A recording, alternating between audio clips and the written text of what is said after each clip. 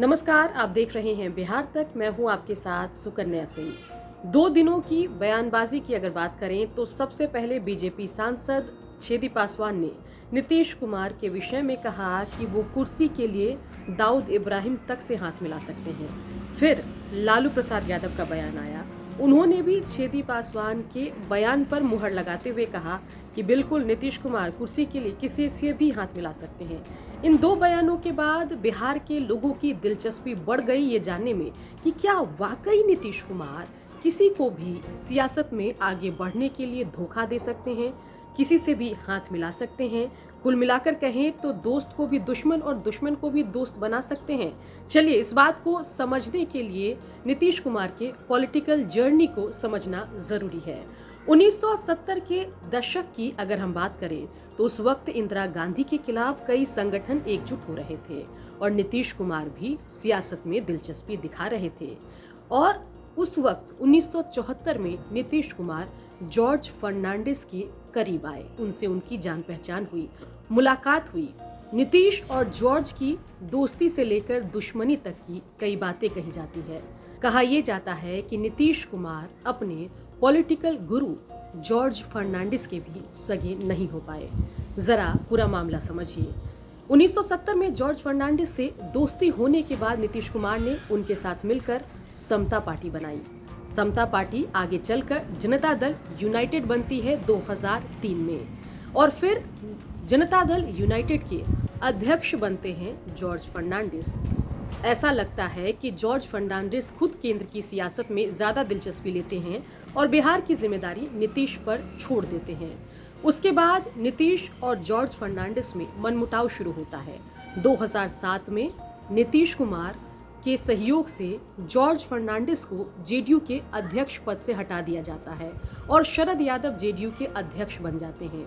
उसके बाद 2009 के लोकसभा चुनाव में जेडीयू अपने पुराने राष्ट्रीय अध्यक्ष जॉर्ज फर्नांडिस को एक अदद टिकट भी नहीं देती है और फिर जॉर्ज फर्नांडिस अकेले निर्दलीय चुनाव लड़ते हैं मुजफ्फरपुर से और हार भी जाते हैं।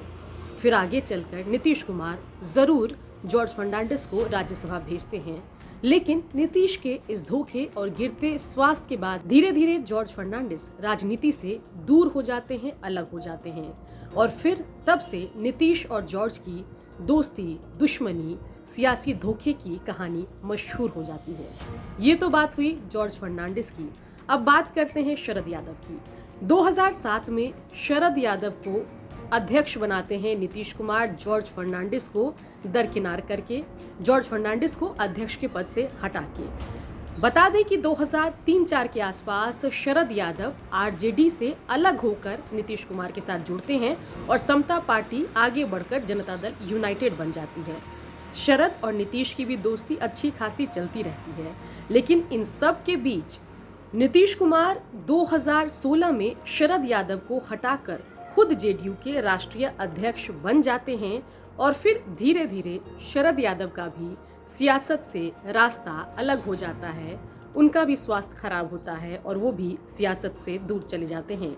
अब स्थिति ऐसी है कि वो एक अदद एमएलसी सीट के लिए भी परेशान हैं। देखते हैं लालू की तरफ, नीतीश की तरफ कि कोई एमएलसी का ही टिकट दे दे जिससे कि ठीक ठाक सरकारी आवास मिल जाए, जीवन का अंतिम समय आराम से कट जाए।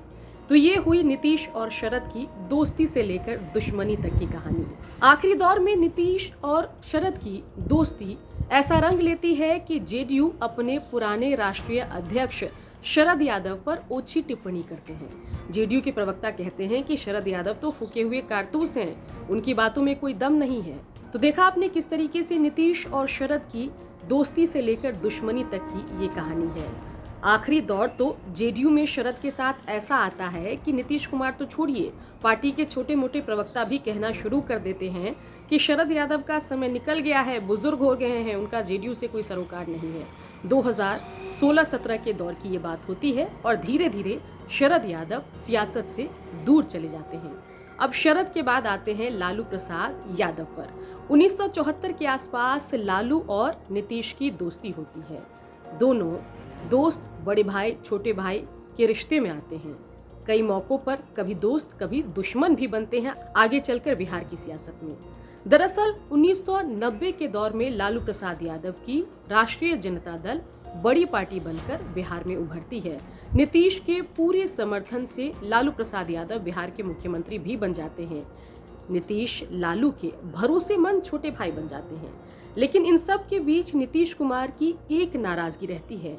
नाराजगी ये कि नौकरियों में जाति विशेष यानी कि यादव जाति को अन्य ओबीसी जाति के कंपेयर में ज्यादा आगे बढ़ाया जाता है, ज्यादा मौका दिया जाता है। इसी बात से नाराज कुर्मी समाज कुर्मी चेतना रैली करता है। नीतीश कुमार कुर्मी समाज से आते हैं और लालू को डर रहता है कि कहीं इस रैली के मंच पर नीतीश न पहुंच जाए। लालू के खिलाफ हुई इस रैली के मंच पर पहुंच जाते हैं 1994 में नीतीश कुमार और उस दिन लालू के खिलाफ बिगुल फूंक देते हैं, लालू से रास्ते अलग कर लेते हैं और समता पार्टी बना लेते हैं। और फिर उसी दिन कसम खाते हैं कि लालू प्रसाद यादव को कुर्सी से हटाकर रहूंगा। आगे चलकर 2005 में नीतीश कुमार बीजेपी के सहयोग से बिहार में मुख्यमंत्री भी बन जाते हैं और लालू को लेकर अपना किया हुआ कसम भी पूरी करने में कामयाब होते हैं। फिर ऐसा लगता है कि बिहार में सियासत की दो धुरी है, लालू और नीतीश ये कभी साथ नहीं आएंगे, कभी हाथ नहीं मिलाएंगे। लेकिन इन सब के बीच बीजेपी से नीतीश कुमार के संबंध ठीक चलते हैं। अटल बिहारी वाजपेयी नीतीश पर बहुत भरोसा करते हैं। लेकिन जब अटल आडवाणी युग खत्म होता है 2013-14 में बीजेपी में मोदी युग का उदय होता है, तब नीतीश कुमार बीजेपी से दूर होते हैं और 2014 के लोकसभा चुनाव में सिर्फ 2 सीटों पर सिमटने के बाद सोच में पड़ जाते हैं कि अकेले तो बीजेपी से टक्कर लेना मुश्किल है। इसलिए 2015 के विधानसभा चुनाव से ठीक पहले लालू से हाथ मिला लेते हैं और फिर दोबारा बिहार में मुख्यमंत्री बन जाते हैं। और इन सब के बीच सब ठीक चल रहा होता है।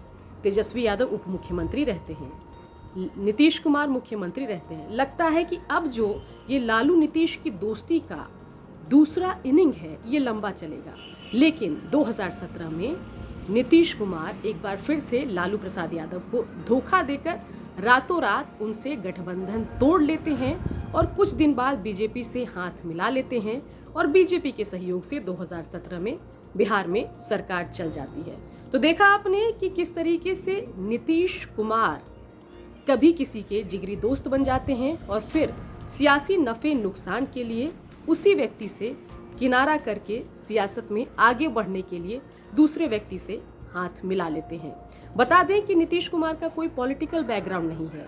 नीतीश कुमार के पिताजी आयुर्वेदिक दवा बेचने का काम करते थे और ऐसे में बिना पॉलिटिकल बैकग्राउंड वाले नीतीश कुमार जो कि पेशे से इंजीनियर थे, उनके लिए इंजीनियर से सोशल इंजीनियर और फिर सुशासन बाबू का सफर आसान नहीं रहा होगा और एक सामान्य व्यक्ति से सीएम तक का सफर करने के लिए कई तरह की राजनीतिक फैसले हमें लेने पड़ते हैं। किसी भी व्यक्ति को आगे बढ़ने के लिए सियासी नफे नुकसान के हिसाब से दाव चलना पड़ता है और इसी दाव को चलते चलते नीतीश कुमार 2005 से लेकर 2022 तक बिहार के सीएम लगातार बने हुए हैं।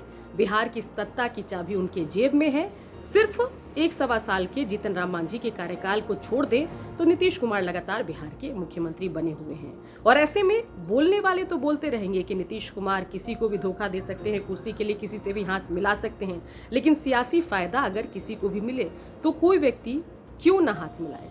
देखना होगा कि फिलहाल बीजेपी के सगे बने हुए नीतीश कुमार कब तक बीजेपी के साथ रहते हैं। क्या लालू और नीतीश की कहानी में कोई तीसरी इनिंग भी होगी? खबरों पर लगातार नजरें हमारी टिकी है। आप देखते रहिए बिहार तक।